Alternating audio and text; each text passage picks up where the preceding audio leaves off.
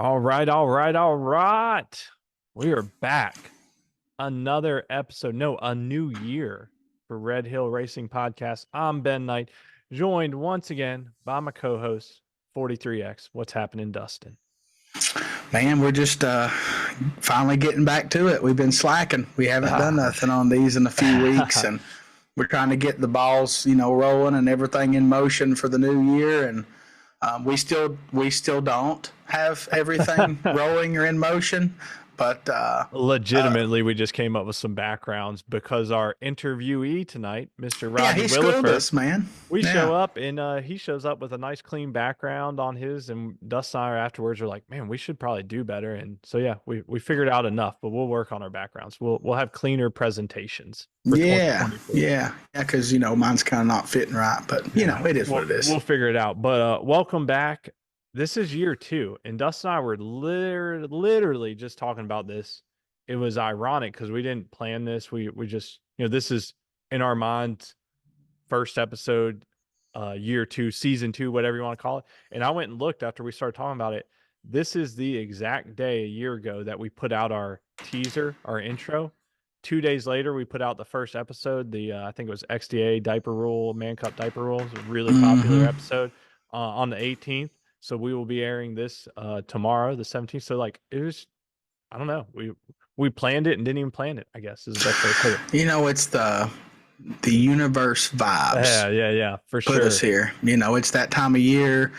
We have a little extra time, so I have, I don't know, probably 8 inches of snow outside. So yeah, we got a couple today or last night. I think we got about 3 inches. So yeah, my daughter wanted to make a snowman today. I'm like, all right, we didn't do it yesterday, well today. Go out there and the snow is kind of like, it's so much colder today. It's dry. It won't ball up. I'm like, yeah. So I just shoved her down the hill 250,000 times. It felt like, and she had a good time. I covered her in snow once, and I took a lot of cool pictures because I freaking love the way it looks. But yeah, that's awesome. That's awesome.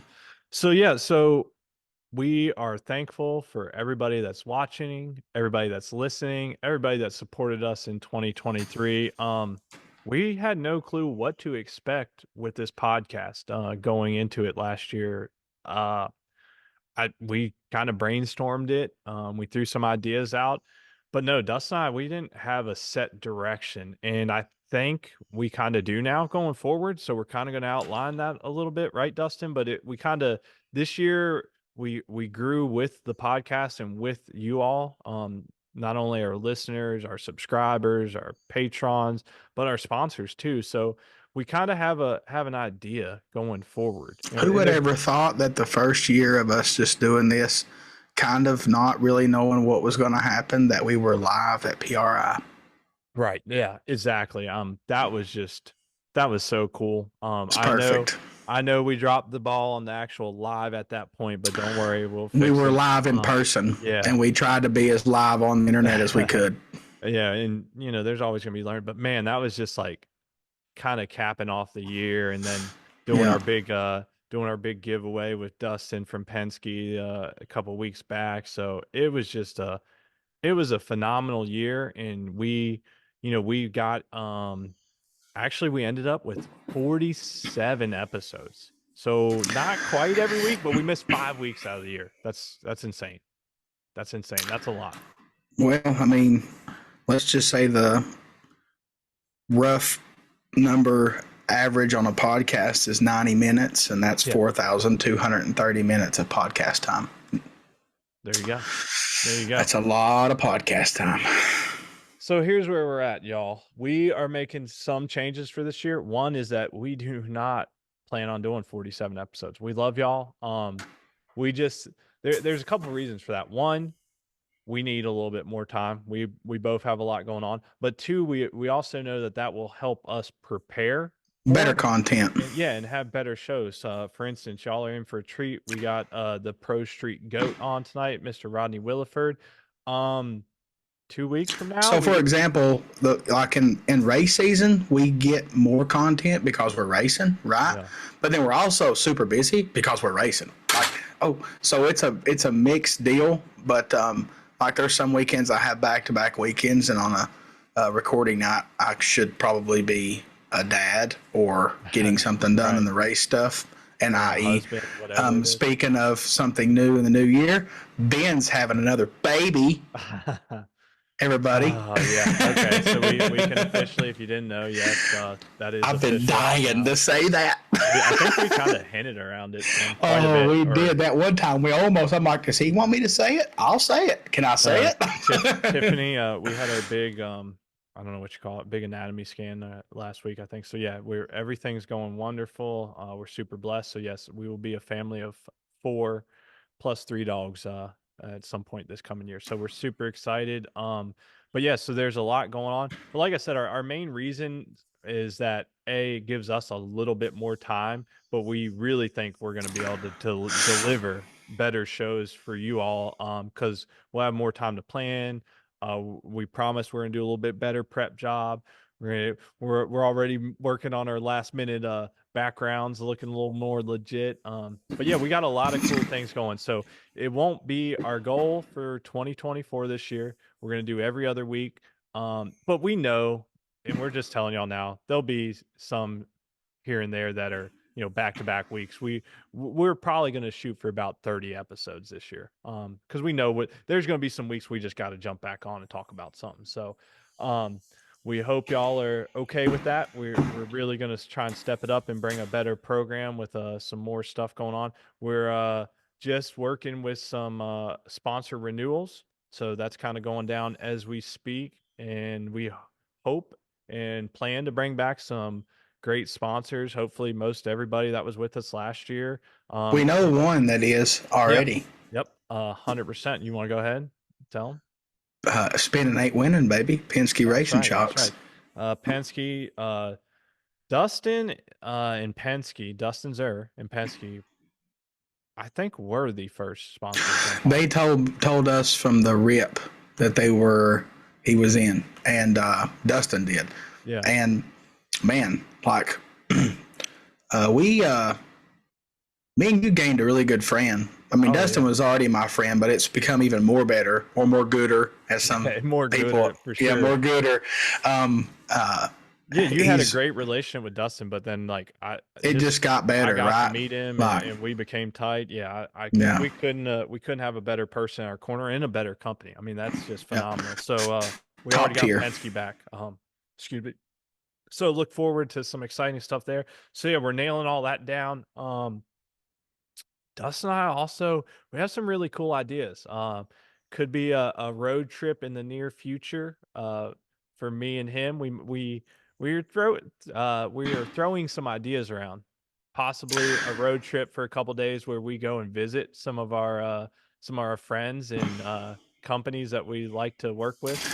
So if you follow me on Facebook, I went to DME twice this already since race season ended, and a little light bulb had went off. Me and Ben was just talking like we do all the time, and I was like, man, we could go there and kind of just get like a impression of everybody, videos and conversation and this and that, and plus, I mean, if they're a sponsor for us, it helps them. So it's a full circle deal. Like what brought this up was initially was us going to Penske, and I think that would be very cool.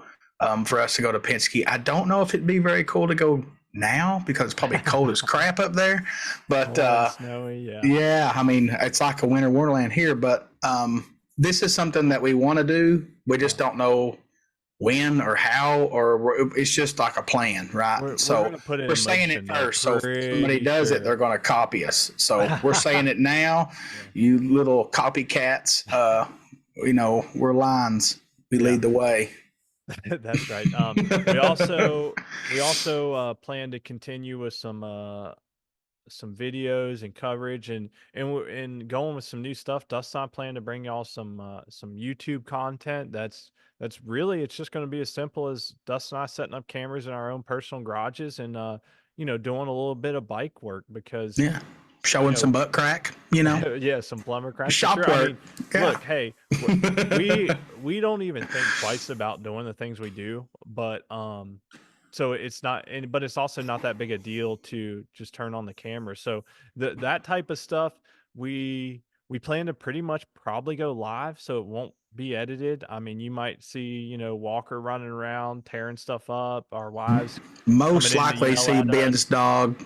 my dogs, Yeah. wanting treats. They're spoiled rotten. So, My kid but might fly by on a scooter. that's right. In the Could be garage. all kinds of stuff. Definitely some cursing because I've never worked on any motorcycle Oh, and there'll not probably be cursed. some alcohol in Could be some there. alcohol. So, Yeah. anyways, but we feel like it'd be a cool way to add some more to our YouTube channel because we do post all these there along with racing footage from Racing the Lens. Gonna work trying. We need to do that. We're on the spot now, but our goal is to keep doing that with Kaylee and Racing the Lens. We Get some told her we were sportsman good. coverage. Yeah, Yeah, we okay. told her we were I good. can't Yeah. remember. So we're gonna bring that back, and yeah, we just got a bunch of things in the works, and we figure, hey, if we can share some of our shop work, like my first video is I got to take the shock off my Top Sportsman bike and send it to Dustin Penske for service. So set up the video, and we'll have that coming soon. Anyways, enough blabble. We are going to do a giveaway because we still have a few giveaways from to do. So let's see here. We will go to the share screen because we can show it on here. All right, what we got? Can you see it, Dustin? Yeah, it's pulling up.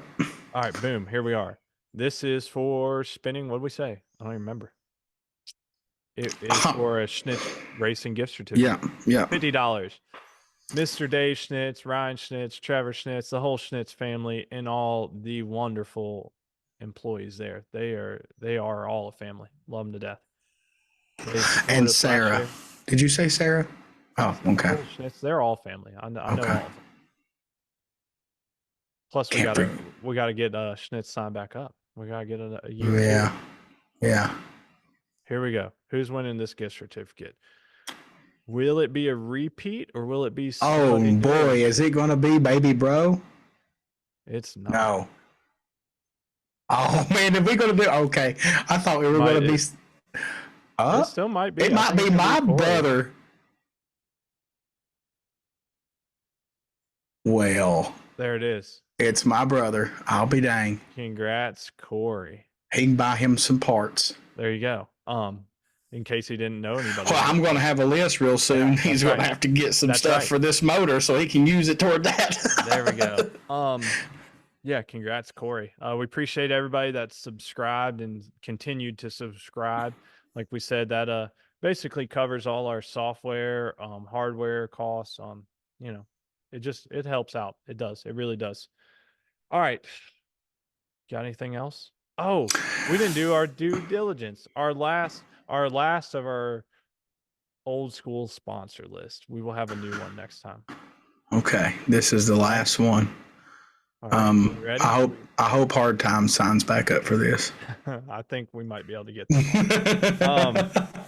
Shout out to Year One, our amazing sponsors. We really do appreciate each and every one of these companies. Hopefully, I'll just continue with Year Two, and then it's a simple process for us. Simple. We don't have to change anything, but we know things happen. So. Ben don't have to make a new spreadsheet. That's right. Yeah. Hey, chill out on me and my spreadsheets. All right. So, without further ado, we appreciate the support from BMF Motorsports, University of Wynn, Energy Coil. We just did give out a set of coils to a school member. That was a cool year-end giveaway. And Val also gave us a set earlier in the year we gave out on here. We got Knight Marketing Group, Hard Times Parts and Service, Montgomery Motorsports, Manchester Mines, Schnitz Racing, Platinum General Services, MTC Engineering, Penske Racing Shocks, MPS Racing, and Worldwide Bearings. So appreciate the support of those companies in our inaugural year, and we look forward to hopefully having everybody back. Hey, we are starting off with a badass interview with the GOAT of Pro Street. I don't even think that's you can dispute that, right? That's safe. No, it's the one and only Hot Rod Rodney. I mean, if you don't know who Rodney Williford is, you must be very green at this. But green. Hey, we think you'll enjoy this interview. We know you'll enjoy this interview because a little bit of background. A lot of people don't know where Rodney, how it started. Yeah, I mean, and you'll learn something interesting about stamps. That's something that intrigued me about the conversation. And so now you have to listen, if you're listening to this intro, and figure out what I'm talking about a stamp. And I'm talking about a stamp that's like on a postcard or something you mail. And we're just everybody that joins us on an interview, we're just It's super always great. thankful Yep. because they're taking their valuable time, and we know Rodney gets into, he has crazy schedule. So Yep. anyways, we appreciate him taking time with us, but we're not going to spoil it. But the next time you hear from, maybe the next time, we also kind of have some rants we got to get off out here soon. Oh yeah, not the next time, but the next one. Oh but boy. Yeah, Me and Ben's going to turn up in here. I'm just telling you because I've got a lot of stuff I want to let out. Man, I do too. I'm ready to unleash. That might Ben's worse than me, I think, on this. But it's my blood. Ben got me fired up. See, we're getting fired up right now.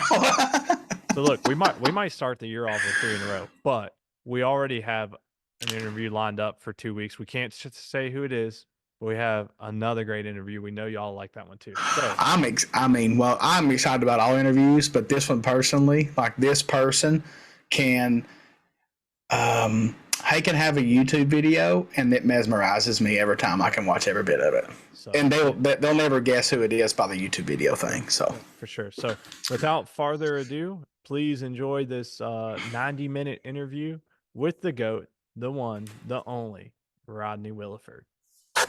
Peace. All right, we have our esteemed guest with us tonight, Mr. Rodney Williford. There's no other way to introduce him besides the Pro Street GOAT. I don't even think that's a debate. So welcome to the show, Rodney. Thanks for taking the time to join Dustin and myself tonight. Hey guys, thanks for having me. Super cool setup you got here, and happy to be here. And let's rock and roll. What kind of questions you got? Well, I know that I want to know some history because as much as I wouldn't say as much as you've hung out with Darnell, that's probably the better preface. You've hung out with Darnell more than myself at the track, but we've hung out quite a bit, and I really don't even know how you got started. So, I mean, kick us off with kind of how you fell into racing motorcycles, or was it motorcycles? How'd you get into this thing? Because I think that was before my time. Maybe so, not Dustin's. For me when I turned 16, I went right after my motorcycle license.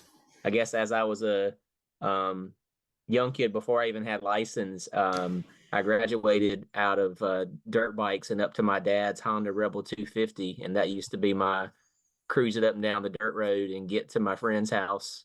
That was my cruiser. And awesome. And those are such that's like the pinnacle of a starter motorcycle. Yeah. And just to know where you are today, and you started on a Rebel 250. That's hilarious. I mean, I've worked on many of them at my dad's salvage yard, and they're good bikes. They really are. So that'd be a perfect little road runner. Yeah, that was my just beat the crap out of it, running up and down the dirt road through the ditches, whatever it needed to happen. And that kind of got me started on the motorcycle, like the street bike route. When I turned 16, I decided to go get my motorcycle's license. I got it on the Honda Rebel 250, and the very first bike that I got, like crotch rocket style bike, was a 93 CBR 900, and actually mine was the black, red, and silver. And they call those a Fireblade, I think. That body style. I don't know what it was called. Yeah, they have like a nickname for them. I think they call them Fireblades, the red, white, and silver ones. Yeah, and it was like pretty fast for then. And I ended up I started taking it to my local drag strip. So I'm in North Carolina. I'm in Bahama, a little local drag strip, 8th Mile drag strip we had here. They're testing 2 nights. We're on Wednesday nights, and I take that bad boy in my little Ford Ranger. So back the Ford Ranger down in the ditch and throw it in the truck, and take it to the racetrack and go out there, and and for me it was just trying to get better. It was stock wheelbase, just kind of like street bike. And, each week I'd go out there and just try to get better. And then I wrecked it. I wrecked it coming home from work one night, sent it through a fence. Luckily, luckily it punched a hole in the fence. And I went through the fence after the bike. So if I had been in front of the bike, I probably wouldn't be here talking to you today. But yeah, so it punched a hole in the fence. I walked about 2 miles to get somebody to let me use their phone. Came, picked it up.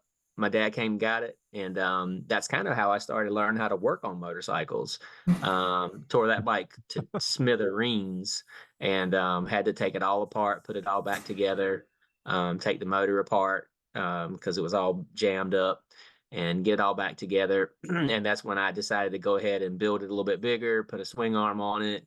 And, that got me into going a little bit faster. And then the air shifter, and then a little bit of nitrous, and the gearhead stuff.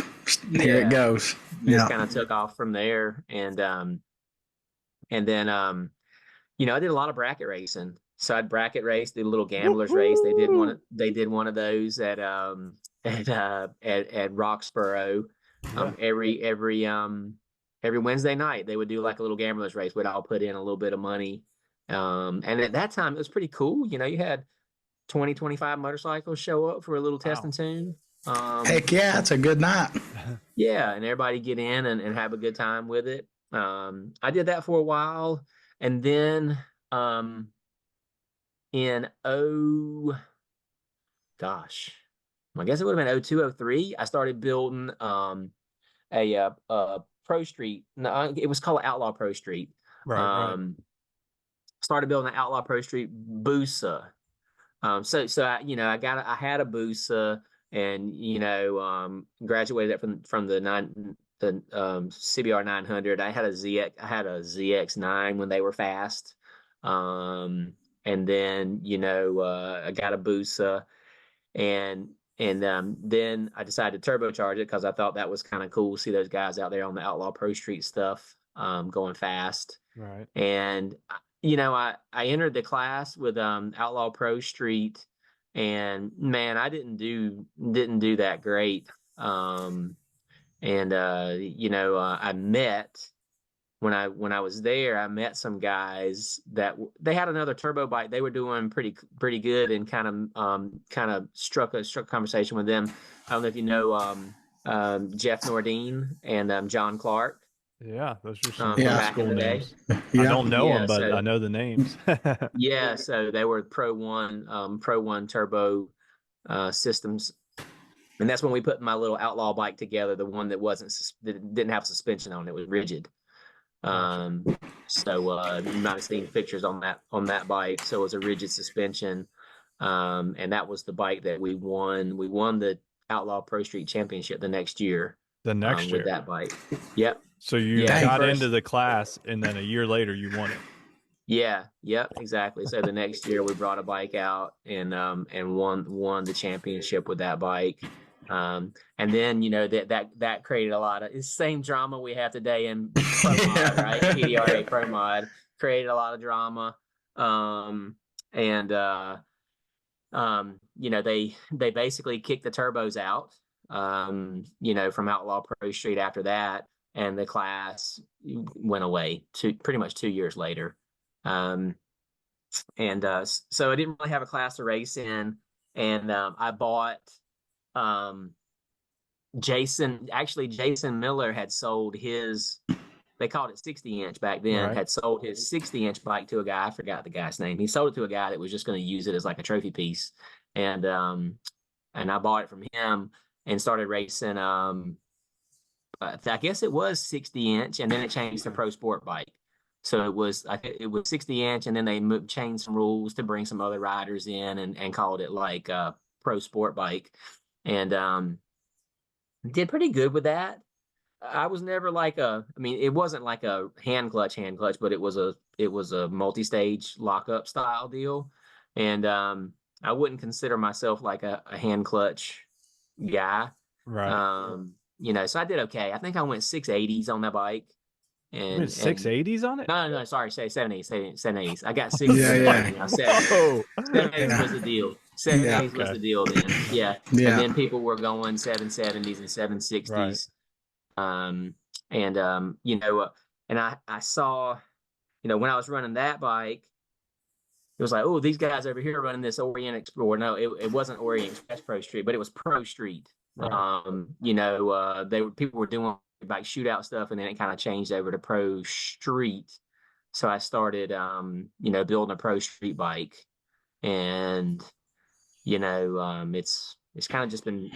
I've been in Pro Street for I don't even know how many years now. I don't even know the first year that I ran. A long time. Yeah. So it's been a while, and the class has really evolved over the years. It's evolved a lot lately. You know what I mean? Like the past handful of years, it's come a long way really fast. Like it's almost scary. Like I remember when 690s was a big deal, and now it's like, that's not even B class. It's crazy. Oh, yeah. Well, yeah. To go back, it's just one of those things where I think a lot of bikes kind of stepped forward, when we allowed, methanol into the class. Right. Yeah. Because it was one of those things where on gasoline, it was just, you're tearing up stuff, left and right, and you were scared to go or try to go super fast because you knew you'd be blown up, 2 passes after that. Or punished by the rule book, one or the other. Yeah. Accidentally go too fast, you're in trouble. Exactly. So I think we sped up a whole lot, when we started running methanol, and then, the turbo, it's kind of weird. I said it in one of my other videos, when folks were asking me how people stepped up, and, I think I said turbo technology because a lot of new people have come out with different turbos, and they've gotten more efficient. But I'm still using a early turbo system on my bike. That's scary.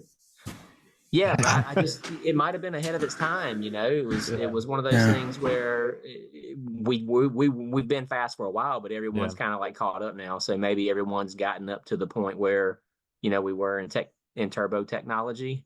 I feel like standalones have a lot to do with it. Like the types of stuff that people are using these days has a lot to do with it for sure. Yeah, that too. What do you think on that, Rodney? Because I got into bikes like right when AMA shut down. I'd been into drag racing cars and stuff, and I got into bikes right around there. So I kind of missed that earlier, 2000s. But I actually a good buddy of Dustin and I is Darren Burnett. He's the one that, aside from who Dustin and I call our Uncle Jerry, but aside from Uncle Jerry, Darren like took me to my very first My Rock event, blew my mind. And I just remember and correct me if I'm wrong, but I feel like everybody was running like Morelli, Magneti Morelli back then or whatever. Is that, pretty safe to say? No, that's fair. And so that was, Atari. I think that's a good point. It was like, everybody was running Morelli. I ran Morelli for a few years, and then I actually went a different route because I kind of wanted to do my own thing, not to be on the same bandwagon with everybody else, and ran a Pectel. It's a Cosworth kind of race ECU, and it's one of those things where those things are kind of like there's so much in them. Right. But we didn't have the knowledge, right? Or some of them won't even let you access some of the stuff. Like some standalones like Holly, you can't play with the CAN bus stuff at all. Like it is what it is. Exactly. So I think, with the newer ECUs, and even with like the Max ECU that's come out, and you have all these features that are kind of opened up to you to be able to utilize and kind of, write your own write your own I'll say write your own program, so to say, but it's more user friendly. And you got the data logs and everything right there. And you can easily access them. Back in the day, you had to use like 3-4 different programs, just one to connect to the ECU, one to, to make a change, one to look at the data. Right. So it was a little bit, I would say, overwhelming, and people really didn't want to jump into it and try to make a bunch of changes for fear that they wouldn't be able to get back, to where they were. Square one. And so I think that's been nice with the new ECUs. So you're probably correct there. And it might be why people are catching me because I'm still on old stuff too. So I'm still on the old Motec, Gold Box. So my bike still runs on a Motec M400. I was unaware of that. I just assumed you run Max. See, I learned something. No, so it's one of those things where I've been considering changing. But then that's that restarts the learning curve a little bit, and not everybody. It's hard to fix something that ain't broke. You know what I mean? It's just hard. They've been running pretty good. I kind of got a good handle on, like what it takes in terms of tune up, to kind of gain or slow down if I need to slow down with that. So I don't know what that'll look like if I were to change ECU. So I've been kind of just sticking with what I got. But I do need a test dummy bike to put one on so you can play with it and dibble dabble and learn some stuff and then put it on yours later. I do. But then I'd be like, I will probably never change because I won't never have a chassis that's as good as the one that I have now, probably because I've been tweaking, fine tuning, and it's one of those things where people ask me like, why are you so consistent? It's like, I don't know, probably I have 1,000+ laps on the same bike, and same ECU, not making a bunch of changes, just trying to refine what's there. So, that's probably why it's consistent as it is. So I figure that if I make a change, I won't be as consistent. So, and 1,000+ passes on a Pro Street bike is a lot of damn passes. Like people don't realize a lot of Pro Street bikes make like 30 a year, And if you made 1,000+ hits on a Pro Street bike, you've been riding that same bike for 20 years. Well, it's is it going on? I think it might be going on 12 years, and we go. You win a lot. You go more rounds than a lot of people too. So and I go rounds, and like it used to be like. We were there for all the test days, and we might make 5, 6, 7 laps on test day, and get out there and make every qualifier. Now I haven't done that as much because, once you qualify well, what else is there to do, right? Go out there and hurt a transmission or something over a track prep or whatever. It ain't worth it. Yeah, and people are, they actually, when I'm sitting there, it's like they were like, oh yeah, we're gonna make you make a run this round. So that's what I hear. That's what I hear a good bit in the Pro Street staging lanes now is everybody's getting ready to uncork one. So makes me have to go out there and try to make a good hit. So you makes it fun though. Yeah. Well, Rodney, I do want to go back to something. Let's go back real quick because you passed one little detail that I missed. I want to know what got you going to the drag strip. Like how did that go into the drag strip? Because you said you were messing around, hauling ass up and down the street, this and that, and then kind of got that street bike. Like, was there? He's in North Carolina. Probably there's motorcycle people everywhere going, come to the racetrack. I think it was kind of just like. Somebody mentioned it. To do around here, out in the country, middle of nowhere. Okay, the track is 10 minutes away. So it was right down the road. That's kind of influenceable there. So and I hear my buddies, and I was in high school at the time, so hear your buddies, hauling ass down the road because my house was on the path for those folks to get to the drag strip, so they come hauling ass by the house and beeping the horn and spinning tires and revving engines. So I was like, oh, let me jump in. Let me go check this out. So that's something I noticed is when he started going to the racetrack, he was using a Ford Ranger, and that's exactly what I did. I used a Ford Ranger with a bike in the back of it. That's funny. Ford Rangers, man. I had me a Danger Ranger too, man. That thing.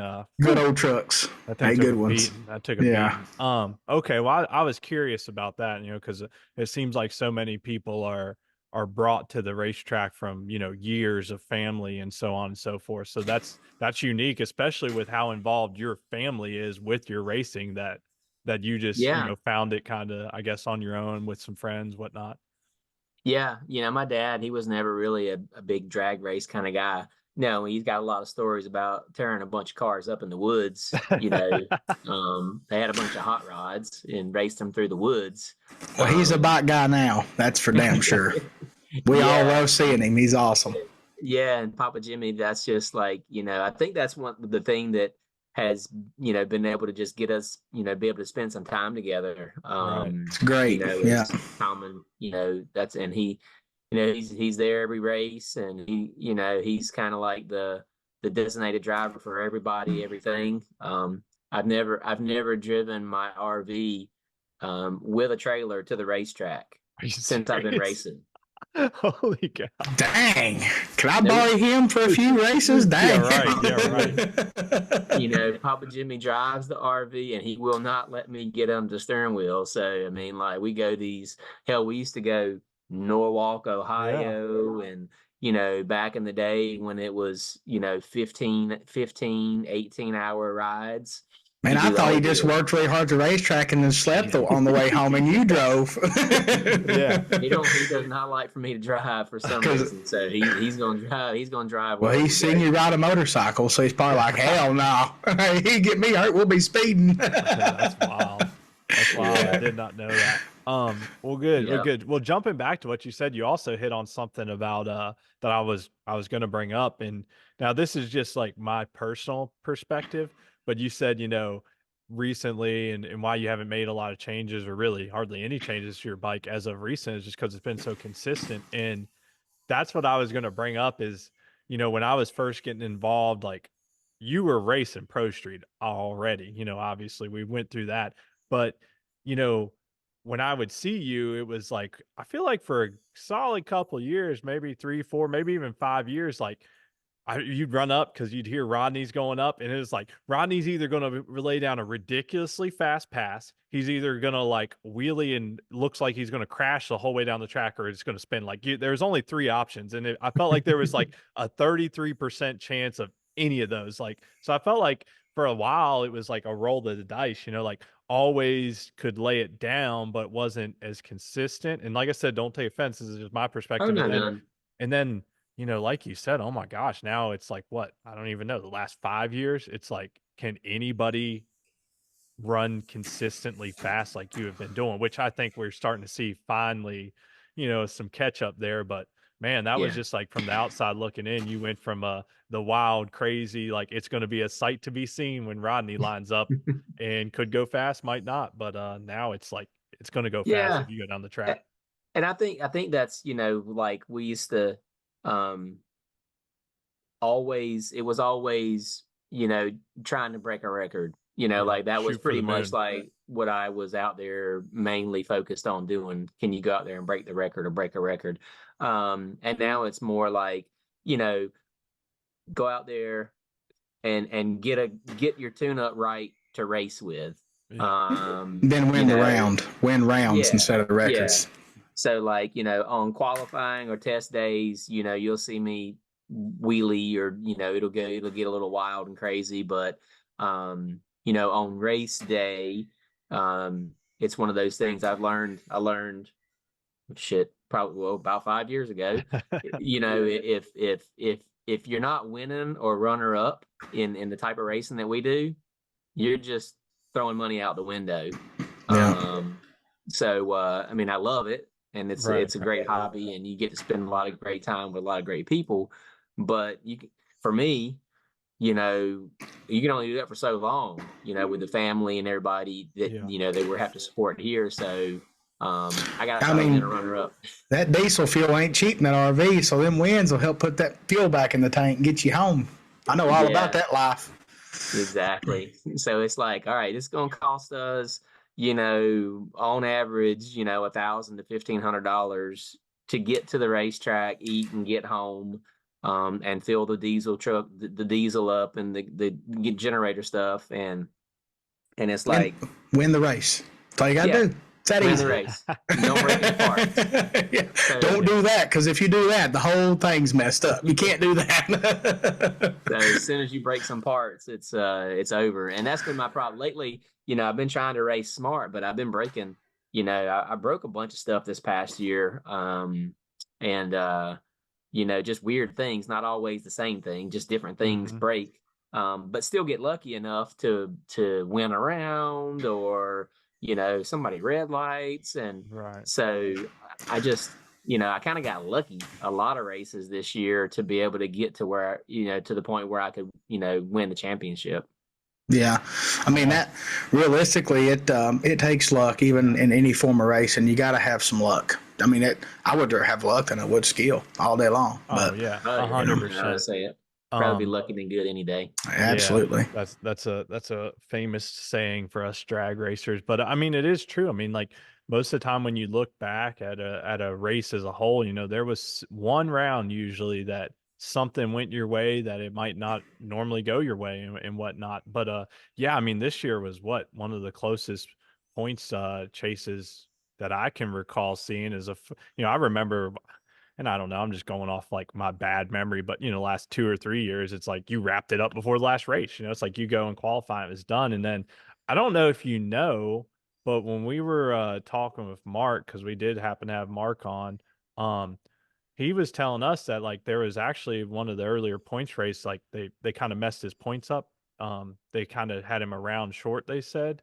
And he found out past when like he's supposed to let Chris know. So they didn't make any adjustments because they couldn't apparently per the rules. It didn't change anything. He still finished second, but he was closer. He was I think about 20 points closer. Yeah. So reality or would have is, been. And reality is, I think it was everyone was eyeing Jason, to be a close second, but I think Mark still had a mathematical chance to win at that last race. Based on the way things played out, me going out, I think I went out first round. Going out first round and not qualifying super well. It was. After I look back and looked at the calculations, Mark, I think Mark had a mathematical chance also to take it. So the same, I didn't do well the last three. I didn't do that great the last 3 events. I got some lucky breaks in the first events and won a couple of races, and then I didn't win. I think it was the last 3 events. So, it turned out to be super close right there at the end. And hopefully that doesn't happen this year.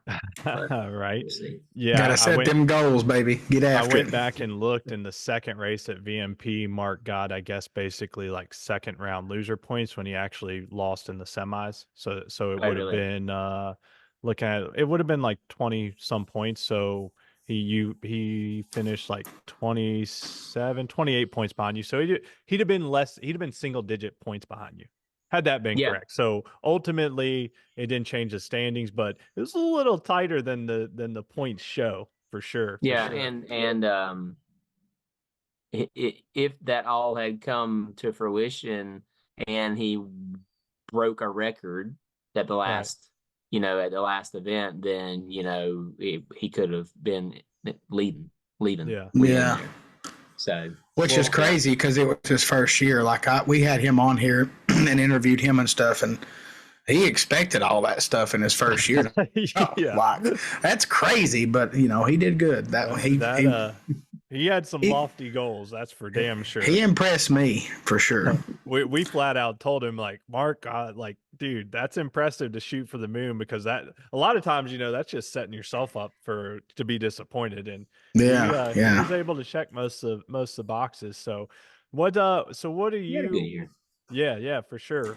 But obviously you're the champ, so it wasn't quite good enough. But they're gonna come out swinging this year, so I got to have my guard up. Well, that was going to be my next question. What keeps you motivated in this class, Rodney? Is it just like to stay there as long as you can, top of the list? Probably when they're up there saying he's going to have to earn it, this qualifier. That motivates the shit out of everybody. Yeah. I want to go quicker. There's front half and back half numbers out there. if you put them together, to go a 620 something. Right. So I'd like to run a 620 something at some point in time in my career. I'd like to go 200. I'd like to break the mile per hour record too. I'd like to get, I don't even know what it is, but it's got to be like 237 or better. It is 236 by Greg. Yeah. So I'd like to go 237 or better. And might as well just say 240. Send it. Send it to the upper room. Yeah. I get the right opportunity and the right conditions, I'll try it. We've been finding the breaking point on these engines a lot lately. So hopefully if I can keep an engine together to make it the full pull with the right front half, hopefully we can do it. So, and on your level, that's one of the biggest learning things is when it breaks, you found out like I got to upgrade this to try to push it a little bit more, or try a new part that may not even work better than what you had. You don't know until you do it. It's expensive and a lot of work. Yeah, that's true. And it's one of those things where I broke that big fireball, the big fireball at World Cup Finals, broke a rod. And people have been telling me the whole season, to update the rods to the heavier duty rods. But I was like, they're I like my lighter rods, and I've seen a couple of them bend and buckle, but I usually catch them. But this one, it was hurt when I left the starting line, and it grenaded, and that hurts, because that was a full engine destroyed. Right. Poked holes in my header, my turbo header, and knocked the seats out of the motor, sent the seats to the turbo, so it tore up the turbo itself. It tore up everything. It was pretty catastrophic. Yeah. So those hurt pretty bad when that kind of stuff happens. But people don't realize though, like all that stuff you named off, $30,000-$40,000. Like it don't take long to add up to a lot of coin. Yeah, that was that. You're right. It was a $30,000 ordeal.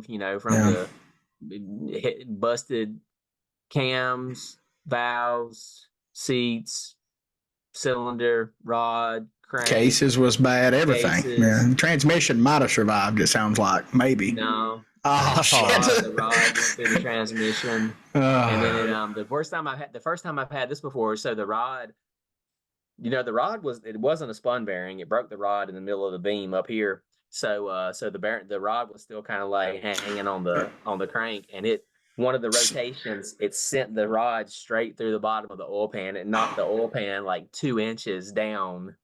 Holy cow! I've never heard of anything getting the pan. Wow. Serious?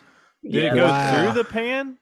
Yeah, it went all the way through the pan. So the thing turned into a wrecking ball in there. It's a saw blade. Took the blanket down, and the oil filter, the whole oil filter unit, and everything that it was supposed to be connected to was all laying in the bottom of the diaper. The whole galley, knocked the whole galley off the front of the motor. Actually, that was one of the parts on the video that it was stuck up in the tank, under the tank shell. It was trying to get out of the front of the tank shell. Was part of the front oil galley off the motors. Oh, that's nuts, man. Like I've seen them blow up, kick a rod, and of course it gets cases blocked, all that jazz. But I've never seen one send the rod through the bottom like that. No. That was the perfect storm. That's actually one of those things that like I was adamant about when talking about, the whole diaper stuff, especially for like when it got kind of across all the classes on. Like, don't get me wrong, like I think it's a great rule, just for nothing else, for safety. But my whole thing was like, why? Like I've never, now I can say it, but at the time I'm like, I've never heard or seen a rod give it through a billet oil pan. So like my whole thing was like, why not have something up front and covering, and I wanted to have like I wanted to get like an aluminum piece made. I was going to have Eric just kind of do a nice belly pan with a forward aluminum, with the edges and stuff. I just didn't really want the whole diaper deal. And and that got shut down. But hey, now I can say that I know someone who sent a rod to a billet oil pan. Yeah. And I'm a believer in the belly pans. I mean the diapers, with the pig mat. I sat down there for what 20-30 minutes, after the fireball and the everything, and got back and we started taking stuff off, and it wasn't dripping per se. And we let the diaper down, and there was still another quart plus oil, I mean, without that diaper, who knows what would have happened? You know what I mean? It could have been way worse. You could have got hurt. So, they got a purpose for sure. Yeah, definitely. So, I'm a big believer in those. So we chalk that one up. Redoing that engine, and hopefully with all the heavy duty XD rods for this season, hopefully avoid those. Sounds like more boost. Sounds like it, yeah. Yeah. I gotta put heavier parts in there, so I gotta make up for it. Turn something up. Yeah. Well, after that $30K ordeal, how long were you sitting down there before they got with the mic, got the mic in your face? Because that was probably the only, I don't even know if you call it positive, but you certainly had the whole motorcycle world plus some just on their ass laughing, and just like, I mean, ultimately we're all just so glad that, nothing major happened with you. That's first and foremost, but then to just your positive outlook on everything. Like and I'll be honest, I've never even seen you at the track mad. Like me neither. I was going to say that. Blew one up or not. I mean, hell, at the last race, Dustin will tell you, I got so mad. Now, this is granted, like I made one of the worst mistakes I've made in years, and Dustin can verify it. We won't go into it, but I effed up a round so bad that was like, so I had won it, right? I'd won it before we even like got to the 60-foot cone. I messed it up, Rodney. I had to drive to the store as I still had alcohol at my camp just to get away from everybody and buy more alcohol because it seemed like the right decision to do. That's how mad I was. That's how freaking mad I was. And I mean, like, not a lot gets me, upset now, but I've just point blank, I've never witnessed you. I mean, I'm sure it's happened before, but yeah, just your outlook in general. So his excuse was he had to go get gas for the generator. yeah, that was my excuse. Yeah, I mean, I think, one of those things, I used to get pretty upset over things, and I might mouth off or have something to say, but now it's like, with the kids and the family and the rest of the team that's there, it's like, you don't want to, your attitude is kind of like, I'll say perpetuates into everyone else. Right. So I try not to get a crappy attitude, because then everybody else kind of like gets on edge at the same time. Yeah, well, being upset ain't going to fix it, make it better, or change it. So you might as well just be positive and go, oh, well, it is what it is, Yeah. But I think a lot of times they get more upset than I do. Like the things, the things that are going wrong, or you broke an engine and you got to thrash to get it back together. I think they get more spun up than I do about it, because I've been there numerous times, right? And it's like, and and I tell them, I'm either going to make it around there, or I'm not going to make it around there. If I do, I do. If I don't, I don't. If they go down the track without me, I can't help it. They just want to see you win, though. Like, you have the best crew cheering for you at all times. Like, I'm jealous. Like, I'm usually by myself. Ain't no, but when I win, everybody just walks away, pissed off. So I'm like, man, I need to get me a crew like that. They're always happy.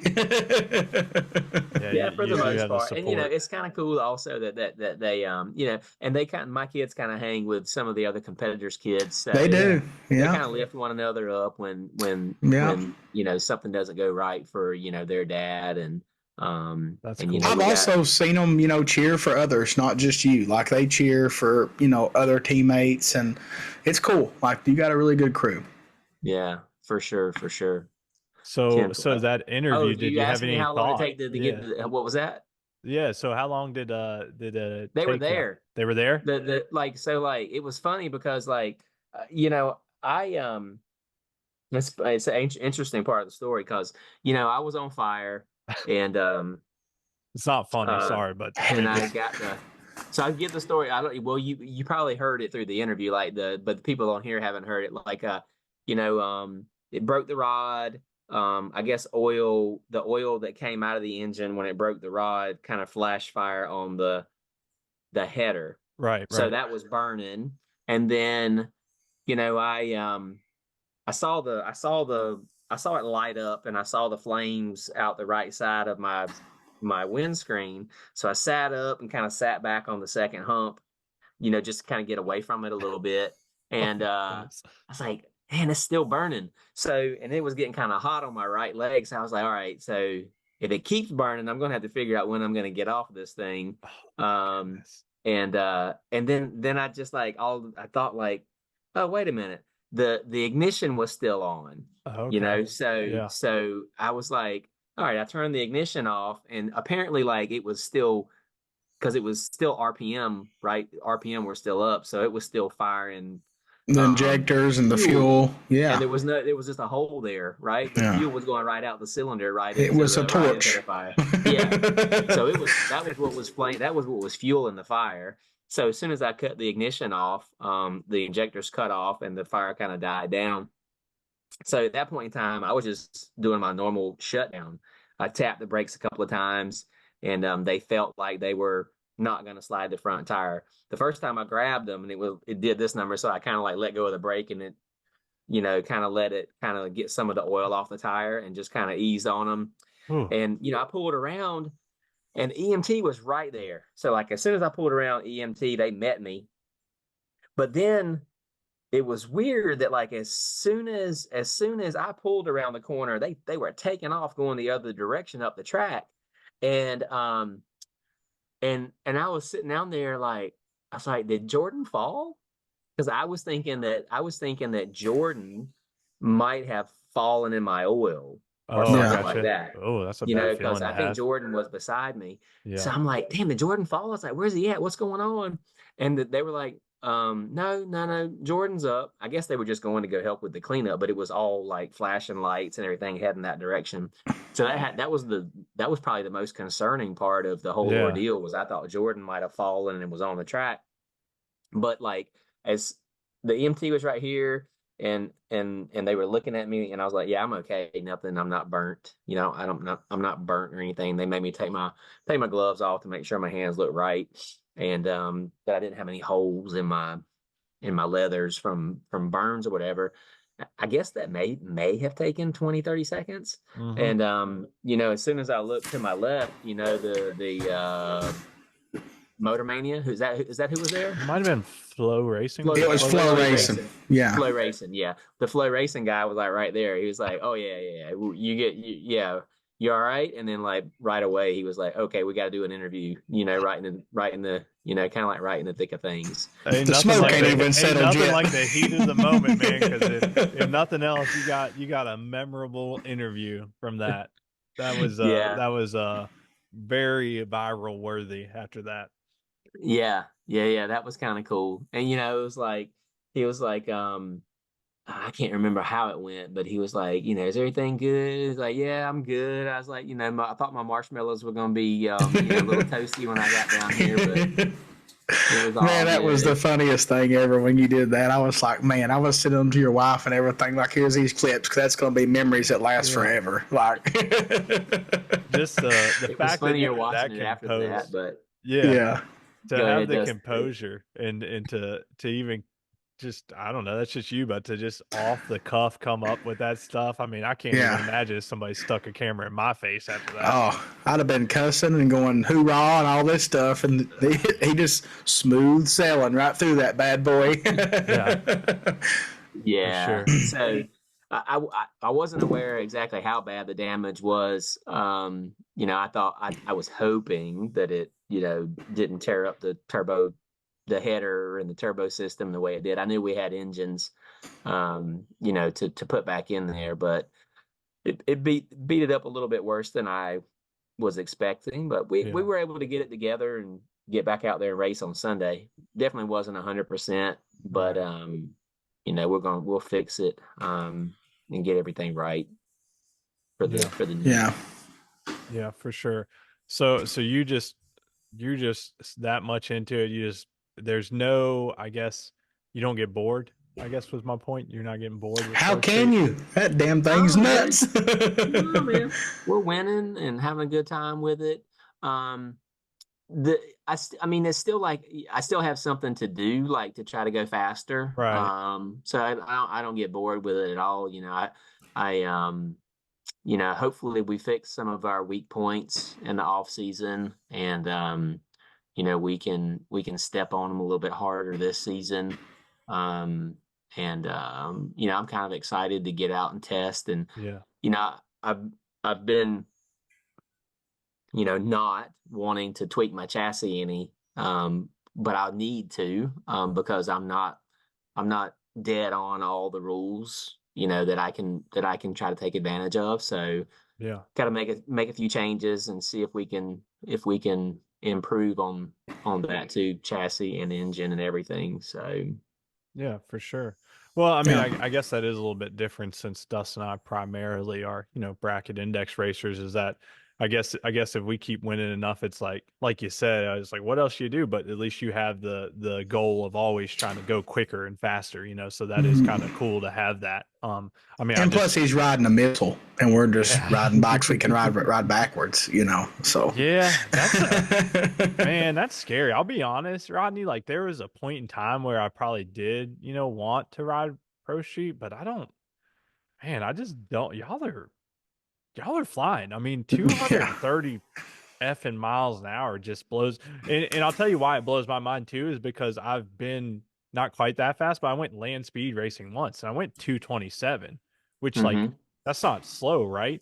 But like it wasn't even the speed, because land speed racing, there was no feeling of acceleration. It was just, I had a mile, just ease into it, no traction, so just ease into it. So there was no perception of acceleration, so it didn't even seem fast. But after the fact, like that night and the next day, I'm like, I've crashed at 160, but 230 is a different story. And also land speed racing a little different, but just having been 227, like I don't know, like just the speed y'all are I going. definitely wouldn't go 220 nothing on the land in the land speed environment, because of how long you're doing it. How long you're doing it, and like usually if something happens, the bike or something starts to dig in, to the ground, and you start tumbling. So, and it usually doesn't end well. I'd rather fall off on the drag strip at 230 than fall off on land speed at 220 or even 200. Well, I know I'm round and I might think I roll like a ball, but I don't want no part of the asphalt either. I'm good. I'm just going to try to keep my rubber down on mine. No, I mean I like it that way, but if I had my rathers, for sure. Yeah. No, y'all. But that's for me, scary. I tell people, I'm like, once you do it, so long. And you do it, you get some laps under your belt. You don't really feel, it's kind of like same. I don't feel the speed. The only time I really feel the speed is when something doesn't go right. Like if something's not going right and you're trying to correct the bike, and you get your head or your body outside of the windscreen, and then you're fighting the wind at that point. So that's when it gets a little wild. I've had instances where I was trying to steer the bike, get outside of the windscreen, after the 8th mile, and for whatever reason, the wind got under my helmet.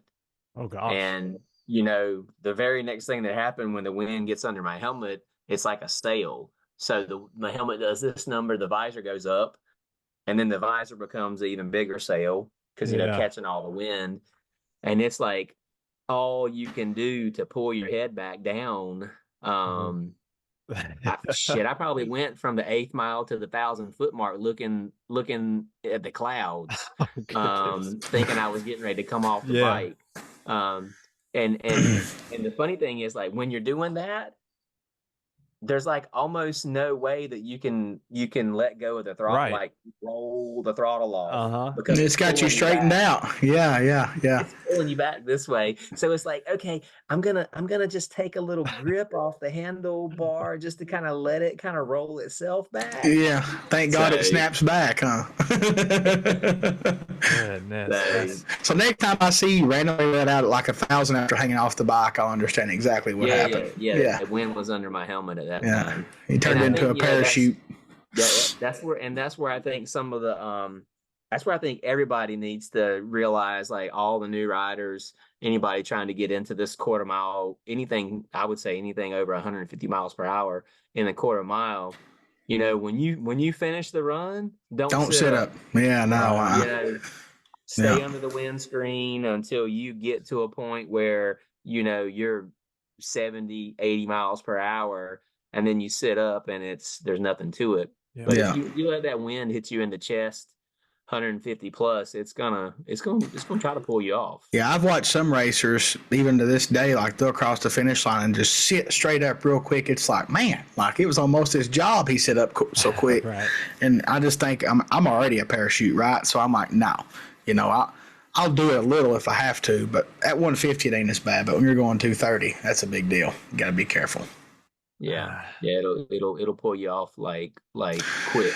Yeah, like before you even realize what's happening. So, yeah. So tell us or tell the listeners a little bit about this, because I'm fairly sure about this, but you can correct me. You do have a regular day job, right? Yeah, I do. I'm a finance guy. Finance guy, okay. That's how you can make sense of this racing and the money in. I don't know. Out. Yeah, he's probably always like the devil and the angel all the time. Yeah. So yeah, I'm a finance finance guy for I'll call it medical aesthetics company. Okay. So I've only been with this company for a couple of years now. I worked in medical device and diagnostics company, similar roles. For probably hospital standalones, basically. Yeah, basically. Yeah, exactly. So previous company was around like testing for different pathogens that can be in your body, and how do you address those pathogens with the right amount of antibiotics. Yeah, basically to kind of like not overtreat. And then this company's about toxins. So if you or any of the folks out there like to get toxins or fillers, we might be able to help you out. So cool. So that's my day job. So yeah, I have a day job. I have wife, 6 kids. Wife, my lovely wife Amber, and 6 kids, 2 sets of twins. So they keep us busy. It's only 6. I'm not even joking. I really thought you had more than 6 kids. Well, I usually have extras that come with us to every race, but I have 6 that are mine and Amber's. He's got the adopted children coming with him too. Yeah, and the rest just kind of come hang out. So we got the shop. Yeah, that's what I wanted to get into. Tell everybody a little bit about what Williford Racing is, and do you all take work in for people? I mean, like if you do, promote that a little bit, like kind of let everybody know how that functions, or if that's just kind of race team only with some stuff. I mean, yeah, I mean, so it's tough because I have a good number of racers that I kind of work with and support right now. So I don't take a lot of new work in. I kind of focus on supporting the bikes that are with us now and kind of like racing in the group. But I'll build engines for folks. We have 5-axis CNC port heads and valve jobs and stuff like that for folks that are kind of like just need a head ported. But in terms of like building full bikes and take them to the track and tuning them and maintaining them, I try not to take any new stuff in, just because we got so much going on already. Maxed out and already. especially when it gets to be race season, and everybody's going to a race, and then everybody needs to freshen up, and if you got broken things, you can barely get all that done and make it to the next race. So that's kind of the way that I kind of manage things right So now. basically, if you want to head ported, right now is the time to get it done, because in race season you're too busy. That's kind of what Pretty I mean. much. That's the way I am too. Like, I'm more available now than I am during race season, because I might have to go to a race back-to-back weekends sometimes. It gets nuts. So. Yeah, and I don't get to the shop like weeknights. I work in Raleigh during the day, so it's a 45-minute drive. So if I make it to the shop, I make it to the shop for an hour, 2 at the max. Yeah. And then on the weekends, like you said, when available, when I'm not doing other things, I'll go to the shop and get as many hours in as I can. But, like this past weekend, I was in there doing stuff, and, I was like, man, I better get some heads together for the season. So I, kind of round the clocked it for a couple of days, and ported 4 heads to get them ready for the season. So perk of having 6 kids is they can be in there helping. I'm just saying. They could. Sometimes it's like where they're in there beating on things that don't really need to get beat on. Yeah, it could get rough. Well, that, and also, what happened to that damn valve shield? It's down the intake. Their favorite thing is to go find some metal and then go straight to the belt sander and start making sparks right now. Oh, that's all right. Sounds a little dangerous, but it's all right. Yeah. Well, I mean, and some of your kids are very active in activities, dance and whatnot too. So I mean, I just can't even. And Dustin will tell you, I got spreadsheets, it got reminders. My wife will tell you my phone's blowing up with reminders. I got calendars, and it's like, I can't imagine just even one day of what your schedule looks like, because mine seems like it's a cluster every day. So yeah, hats off to you on getting everything done. Same exponentially, but I'll say Amber takes care of 95% of all of the scheduling and working out schedules, with the kids. Yes, she sends me where do I need to be and at what time, and I just have to follow those. It sounds like she's your brain or memory like mine is. My lady's my memory. I always tell her that. I'm like, remind me, and she will every time. Yeah. I'm like, all right, thank you. That's why I married you, because I can't remember nothing. I'll call Dustin and like whatever in the evenings. I'll be like, hey, what about this in a couple of weeks? And he's like, Tamara, what are we doing there? I'm like, hey, he's like, man, I don't know if it's not, I don't even have a schedule. I'm like, let's go to this car race in like 2 months. He's like, man, I can't think that far away. And I'm like, just put it on your calendar. Otherwise, I don't have a calendar. Yeah, he doesn't have it. Aside from the races he knows for a fact, like from this day forward that he's going to. Otherwise, I can't commit to nothing. It's XDA, I promise I'll be there. I don't know how many weeks it's away, but I'll be there. That's all I can tell you. Yeah, for sure. Following the XDA schedule. Yeah.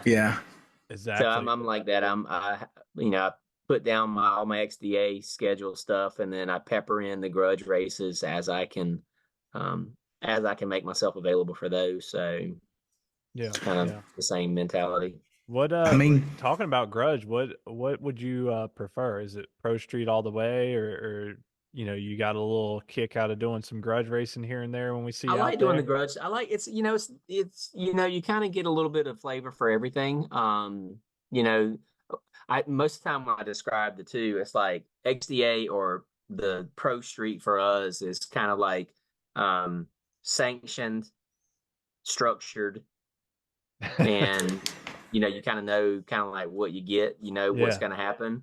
The grudge events, it's unsanctioned, not as much structure, but it's still fun because you can sit around and you can bet a little bit, you can hang out, talk some trash. I went to the race down in Orlando and ended up winning the middleweight class. Yeah. So I won the middleweight class down there. So that was kind of cool because I know I can't compete with those 100-pound jockeys on those flyweight bikes. So we took a bike down and I was able to compete in the middleweight, and it was fun. Nitrous bike. You wouldn't normally expect. No, I've seen that. I'm not. Check him out. He's out there with nitrous. I like it. We've seen those nitrous bikes dabble in your camp from here to there. Year to year. I remember, what was that one that had the really sick paint job? What was it, like a bomber or something? Wasn't that out of your camp there?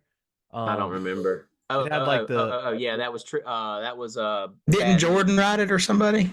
Yeah, what was his name? Yeah. Caleb, that's it. Yeah. So that bike, yep. So I kind of like, same situation. Like, it was, I stepped away from the grudge race stuff because my schedule, kind of wasn't allowing it, and now it's like, all right, I enjoyed that. I'd like to get back out there and make those races when I can. Right. I got a bike that I can at least compete with. So. Well, I mean, they also have big payouts, man. So you get out there and get you some change to buy parts or whatever. It's, if you win, it's. Yeah. I mean, you're in the class enough to know that you should be out there. You just got to have time, really. So it makes sense. Yeah, for sure. Like, that was like the bike that I rode. That I didn't go down there. I wasn't even locked into that race. I went down there, with the idea that I would just test the bike, kind of get some laps on it, because I didn't have time during the XDA events to get some solid laps on it. So I went down there to Orlando, and on the testing day it went good, and just so happened, somebody didn't enter on race day, so I was able to get their spot and ended up winning the event. So that's awesome. Nothing like the last minute alternate coming in and stealing all the glory. That's bad. Yeah, it's like, surprise. Surprise, I'm here. That's cool. That's cool, man. Yes. What would you say, or have you any thoughts on like Pro Street in the future? Is there anything you'd like to see? Any ideas, whether it be, for bigger events or getting new people in, or is there a point, and I know you'll probably cringe when I say this, but is there a point where it's getting too fast? I know you might cringe at that one. I don't know. It's tough because everybody kind of wants to see us go. I think the people in the class that have been there a while are all shooting to go a 620 something. Right. So I think that we would all be disappointed if there was a push to slow down. So I think 620s is fast, super fast. And it might end up hurting the class in terms of participation if the 620s happen, it's going to run people off because they'll know they can't go there. They can't get there. Yeah. So it's one of those things where we want to go faster. Is it the right thing to do for the class? I don't know. Well, I was about to say that, like, for you, your personal goals, what drives you to do it is setting those goals. So if they took it and slowed it down, it would kind of take the air out of your sail. You know what I mean? Yeah, I think it might be. I'm getting old. I'm not going to race forever. But if they did slow us, if they did say we're going to slow you guys back to the 650s, I probably wouldn't have an interest in the class anymore. But that's not to say that 10 other people might have interest at 650s. You know what I'm saying? We'll just see you in grudge until you just give up or retired or whatever. Because you want to go fast. That's kind of what drives you, is the speed, the thrill of setting records. That's the only thing about grudge that you probably don't like, is there's no records, there's no reachable goal that you can say that you earned it. Yeah, but we all know, even Dustin, like, come on, Dustin, you and I both know way too much for not even being in the grudge scene. We know that Rodney knows what's going on. Yeah. He knows who's fast and who ain't. They might not have physical tickets in their hand of everybody, but they know what's going on. Yeah. You can about figure it out within a few hundreds most of the time. We know who's swinging one through there. It's in the grudge world, it's like, it's probably, I don't know. People throw numbers out there just to throw other people off. So Right. there's a good bit of falsehood out there. There's some fast bikes, but I think it's one of those things where even the fast bikes have problems at times. And the ones that are in the top, I would say 3 or 4. So that makes it interesting. Because people they see some of the top tier bikes get beat on, a spin or a wheelie or something weird happens. And everybody's interested because the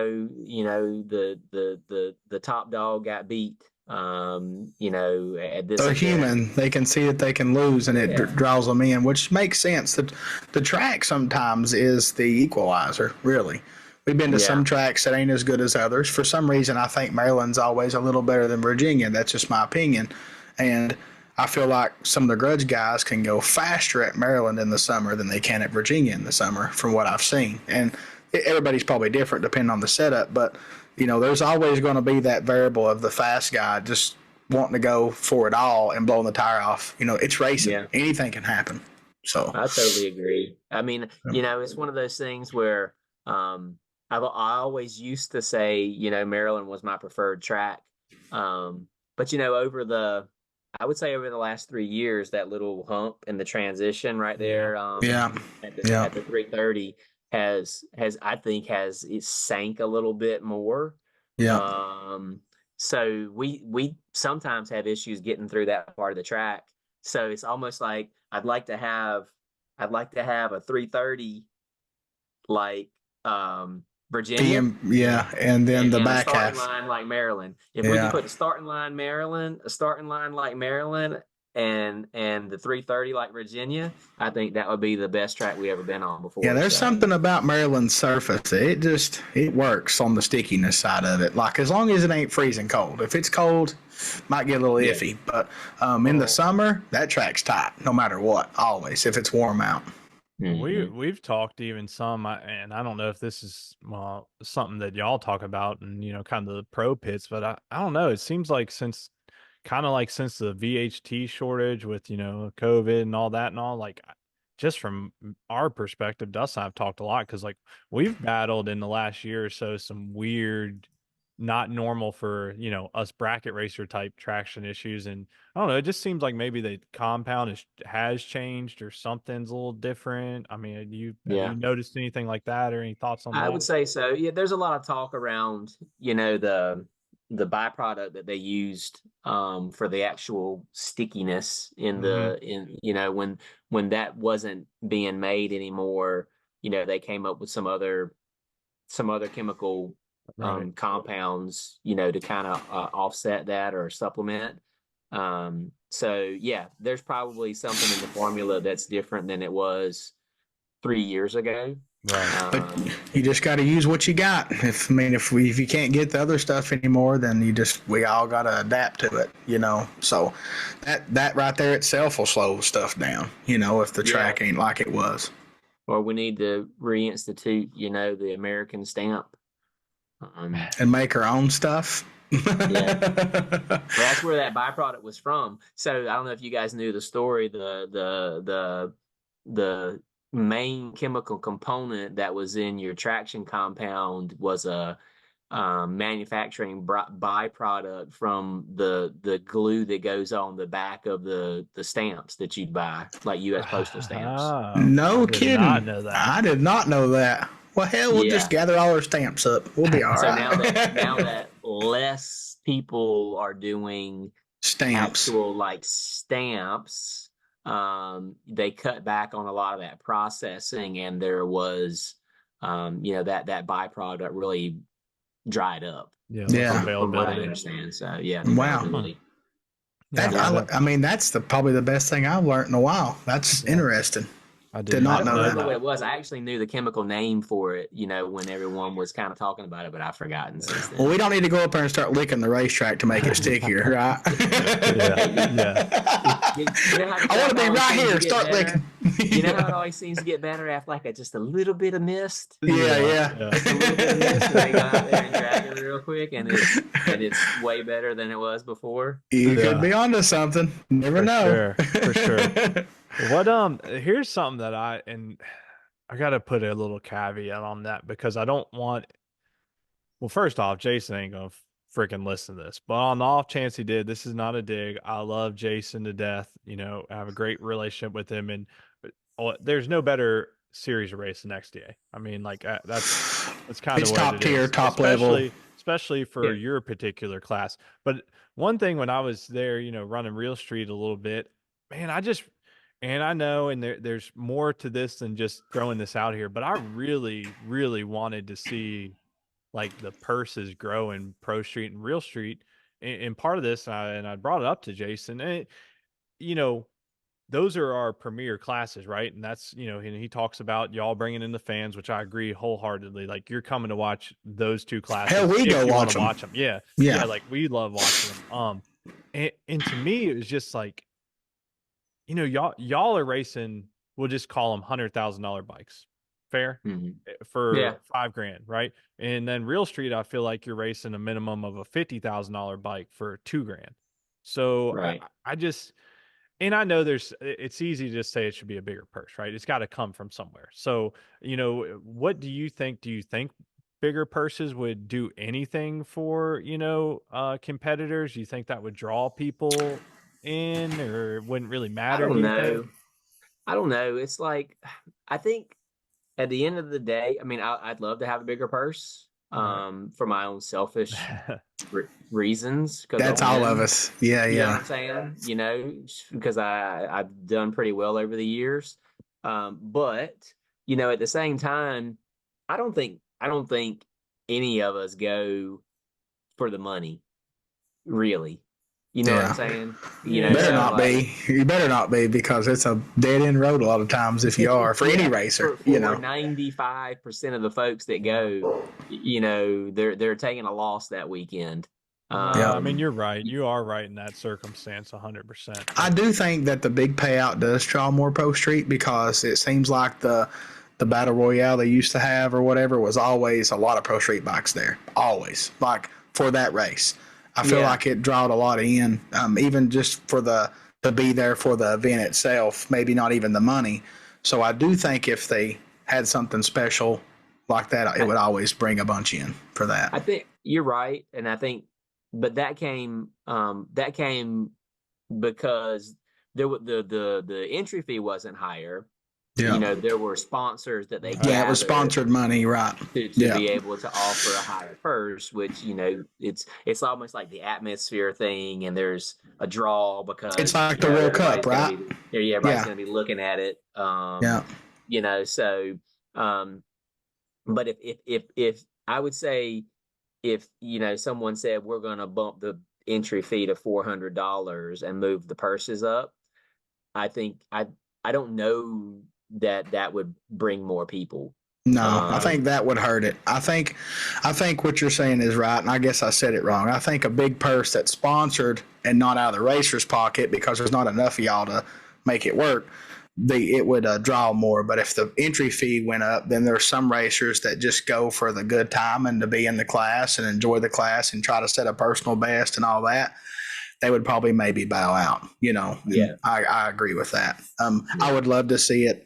Of course, any motorcycle drag racing class prosper, though. Like I'm always, me and Ben, that's really why we do this. We do this to try to help the sport grow and get people interested, even if it's a new guy that's in street ET on a stock bike or someone going from top sportsman to Pro Street, like whatever it takes to make the sport continue on and, you know, work. I had to throw that disclaimer in there. I was like, gosh forbid, you know, I don't want to. No, I mean, we've had Jason on here and, you know, all that good stuff. I definitely wanted your opinions. I guess I'm just the weird egg, you know, that I'm like, all right, well, you know, some rules changed in Real Street. I'm just kind of over that. And it's like, okay, I'll just slow the bike up and go race for, you know, $7,000 in top sportsman and Pro ET. It's like, and not tear anything up. So, you know, that was just one of those things, but I was interested to, you know, hear your opinion on it. Did we lose you? I think we're froze up. We might have lost him. We may have lost him. We got this like. Oh, I heard a piece of him. Oh, he's gone. Ooh, technical difficulties. All right. Well, we had Rodney on. He's back. He's coming back in. Bear with us.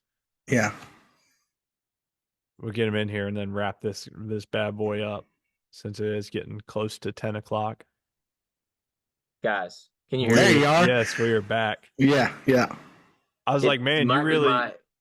I'm on an Ethernet connection, so I'm not sure why it got really crappy there. Sorry about that. No, you're all right. You're good, man. You're good. This is that's just part of it. This is part of the show. I don't know what you heard, but I was like saying how I was, I'm just the weird egg that, was like, hey, rules change. I don't want to change my bike. I'm tired of tearing stuff up. I'll just actually slow the bike up and race for $7,000 in bracket race. And then you had like it froze on you, and I was like, "Wow, Rodney really had no feelings on that comment." I didn't hang up. I didn't hang up on you, but no, that's not a bad route because you're making it less hard on your pocket in terms of parts breakage and more potential for payout. So yeah, for sure. I get that, and I think the reason why that works for you is because you've got a good number more entries, even though it's smaller per bike, you get to race for a bigger purse, right? I don't know how many people typically race to get in the Pro ET.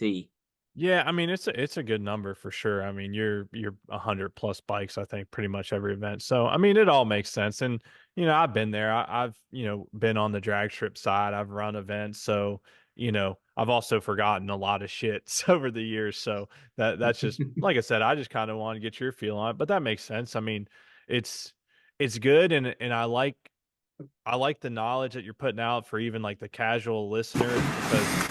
It's good for them to hear. We gotta get Dustin's mic to calm down with AC. What's that? Oh, yeah, right, 5-ton heat pump. It's loud. Dustin's AC kicks on. It sounds like we're in a wind tunnel. But I know. Yeah, it sounds like he was in there testing some of them damn DME aerodynamics parts.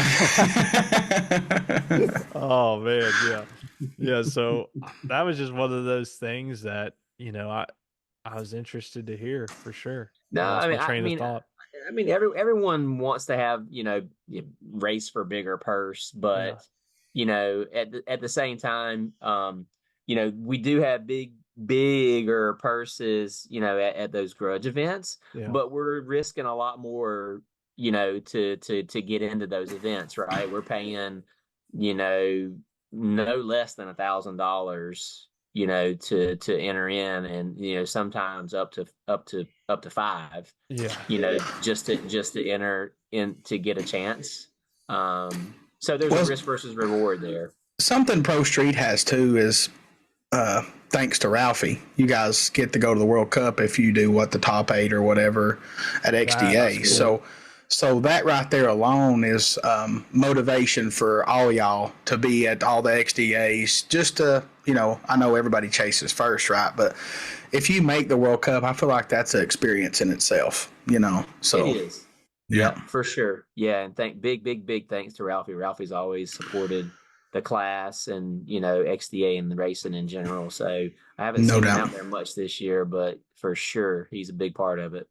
Yeah, I mean that is one of those things where, and I recalled what I was trying to say. It's good to hear you talking about like, hey, 90% of people, racers, know that we're just out here having a fun hobby, because there's still some people that like will get into drag racing, like, oh, I gotta get sponsored, and like Rodney does this as full time and blah blah blah, and like, and you probably know too that like a lot of people think that like every NHRA pro stock motorcycle racer, like that's their job, which is like really not accurate. Yeah, no, it's like the farthest from the truth. Like 1% of them has no job. Yeah, so I think it's just good for listeners and fans to hear that as well, because even just airing that idea out, it's like, man, you're right, because here we are, and Dustin and I have been told don't apologize, because we always try to be humble and not be arrogant sounding, but like the point of the matter is I've won a lot. Dustin's won a shit ton, and you have completely won as much as anybody, more than anybody in Pro Street. It's got to be hands down. So like, it's easy for us to be like, yeah, let's get a bigger purse. But then, like you said, at the end of the day, all you're doing is costing the other part of the field a lot extra money when they, in their mind, they probably know that they don't have as good a chance anyways. So yeah, you're right. I mean, me and Ben are the guys that go to the semis and go home. If we lose, go home with our lip stuck out. And then you have to remind yourself that, there's a lot more losers than there are winners. And you just got to be thankful that you can go there and have all the memories that you get with your friends. Like we preach that on here a lot. Mine and Ben's personal favorite part of racing in this point in our careers of racing is the hanging out in the evenings with our friends and, eating or whatever we do as a ritual. That right there alone, the memories. To be honest, we could probably be rich if we had videos of some of the stuff that we've all done in the evenings, but that's what makes them special, is because you don't have a video and you can't watch it over and over. All you have is your memory. So I guess if something ever happens and we lose our memory, that's going to be the biggest loss for all of us that race, because the people in motorcycle drag racing are so unique and a special breed of people that I can't. Realistically, if you go to the racetrack, you're not going to have a bad time if you're with your friends, period. Oh, no, I've never had a bad time at the racetrack. It's, that's the thing. We do the racing thing and because that's what we love to do. But I think, you'll never find a better group of people that are, more willing to help one another and support one another, cheer for one another. Like these folks do, because how hard it was to get to where you are in your own, career or what you're trying to do. But then you can see other people, achieving some of their goals or doing well, and you get behind them too. So, yeah, I mean, there's my dad used to travel back in the IDBA. I've been watching old videos, so it brings it all back to me, and never won a race. Never. And it's some of the greatest memories for me, just because, it was cool as a kid to be at the racetrack and all this stuff. And not a lot's changed, like looking at older videos and seeing the crowds and the people there, except we're not as tough as that generation. Like in the early 90s, them guys were ruthless, man. They were so tough.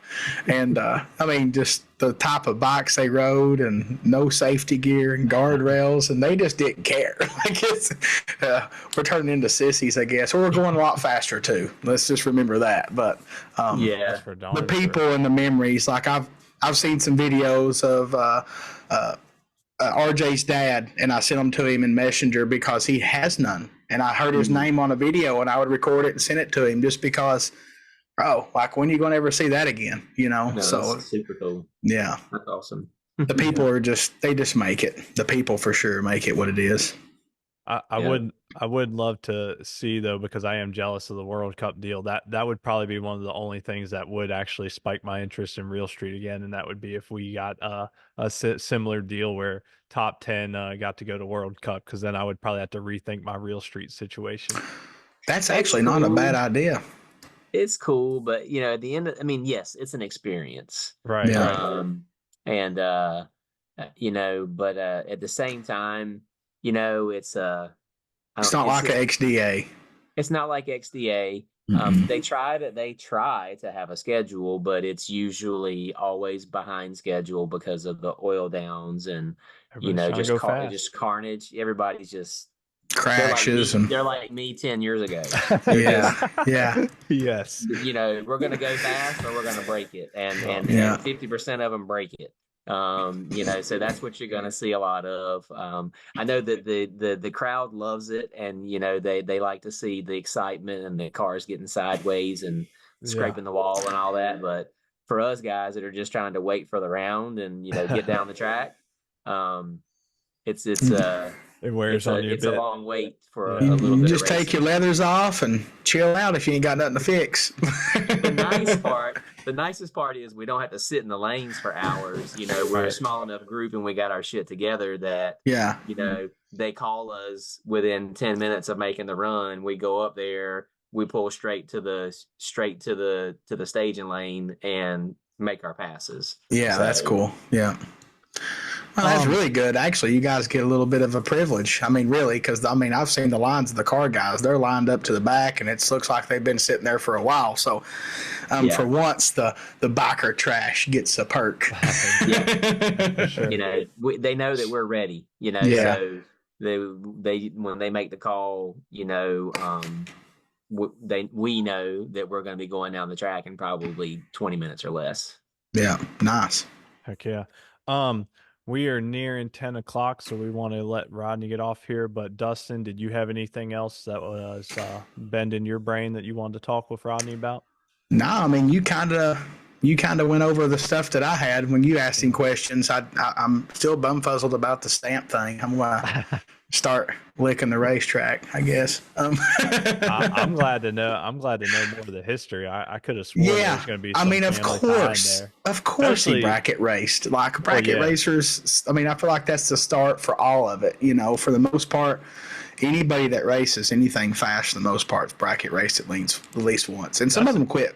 Some of them quit cuts hard, and they can afford to go fast. You know, I love hearing it. That's what we need. We need a pro bracket race. Like that would be cool. Like Rodney, all the pros, Jason, like as many pros as we can, and just let y'all bracket race. Look, he's like, oh hell no. I could probably do it. I still got my old Outlaw chassis, but it's got like a little head and cam Busa motor on it. Oh man, I done figured. You know what's going to happen? Rodney will be riding RJ's Top Sportsman bike, which is a Pro Street looking job. You know what I mean? Like, it would be destiny. We could do this. We could supply bikes. That's what I was going to say. I was going to say, if we could gather up like 8 to 16 of y'all, and I'm sure we could get 16 bikes. Hell, I mean, I got 3 or 4 in the garage right now, and Dustin has 2 or 3. I mean, like, we could get this done. We could. That would be cool. That would be cool. All right, we're going to call Jason. yeah, for sure. Well, 2 last little quick things. So, just for y'all listening, I had messaged Rodney. It was like probably a week or 2 before World Cup, I think. And I asked Rodney, I said, hey man, you know, Dustin, I'd love to get you on the podcast. You know, we want to get some more pros on here and kind of just, you know, we, like Dustin said, we just want to hit as much of our small community as possible. So we don't want to just be all bracket index. We like just talking with fellow racers. But you said yes, love to join y'all. Let's wait till after World Cup. And Dustin will vouch for me. I got on the phone. I said, look, Rodney said he's going to come on, but after World Cup, I said, I'm just telling you, in my mind, that immediately triggered Rodney. I was like, he's getting ready to flop it all out and go 620s there. I know for a fact I told Dustin that. I was like, he did say that. He wants to make sure that that's done first, which I know you probably just had a lot of shit going on. But in my mind, I was like, Rodney's winding up for that 620 at World Cup. I was trying. It didn't happen. You know, the moon and the stars didn't align. But like that was back to my point between, you know, we just raced in October and we had to tear all the bikes apart that were going to World Cup and you know, get engines back together, you know, just to get there. So that was for sure really why I was like, okay, let me do it after World Cup so I can focus on getting all the bikes I mean, together. Yeah, you got a bunch of bikes that's tired from racing all year, and then you got to try to patch them up for one more hoorah, basically. You know. Yeah. Well, we're super thankful that you joined us for an hour and a half out of your busy schedule. And then, real quick, is there anybody in particular, any sponsors, anybody you need to thank or shout out? Feel free to shout them out because we know you got a bunch of people and a family and friends supporting you. Well, mainly just, you know, my wife, Amber, all the kids. I'm going to name them all: Skylar, Cheyenne, Sadie, Sawyer, Sailor, Sutton. Did you know they all started with S's? I did not. No, I did not. Now I do. Now you're going to really like this one, but I'm not going to tell you all the background. They all start with S's. They all have 6 letters, and they all have a Y in them somewhere. Wow. My oldest daughter came up with the suggestions for all the ones after her, so that's why it's set up that way. That's some Fabian trivia for some down. Yeah, you have to tell us about that at some point. Yeah, that's cool. And I know you asked about sponsors. Like, you know, pretty much it's like all the contingency sponsors. I don't really have any like I would say like main like part sponsors or anything like that. I try to keep myself flexible, and not tied to any particular deal. Yeah. But I do work with APE a lot on valve train stuff. And I like to shout him out because he does help me out with valve train stuff. And outside of that, I try to pay my way, so that I can kind of switch it up and do whatever I want do to a little do. R&D, test out. You got to try stuff sometimes, man. I get it. Hey, it's nothing wrong with that. Like Dustin and I, we were telling our school members in our bracket school we got going on. We went over some sponsorship stuff, 2 months ago, and I just told him, I was like, look, to do this right, it's work. Like it's also work, like to do a good job for sponsors and partnerships, like it's work. So I told them, I was like, if y'all can afford what you need, why even bother? Like it's helpful, but it's also work to make it a good partnership. So hey, keeping your options open from R&D stuff, and then I know with all the work y'all do in house, that helps a lot too. So yeah. So yeah. Well, if I see something that looks cool and want to try it, I just let's do it. heck yeah. As opposed the to only way you're going to find out is put it in there and try it. Yeah, exactly. Yeah. So heck yeah. Very cool.